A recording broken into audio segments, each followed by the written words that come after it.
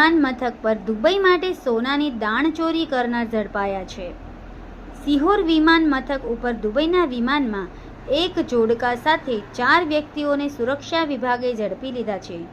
આ યાત્રિકો ₹50 લાખની કિંમતના પ્રવાહી સ્વરૂપના સોનાને ચામડાની બેગમાં સંતાડીને લઈ જઈ રહ્યા હતા। તે વેળાએ વિમાન મથક ઉપર ખાસ સુરક્ષા ટુકડીએ દુબઈથી આવી રહેલા આ દાણચોરી કરનારને ખાસ બાતમીના આધારે ઝડપી લીધા છે।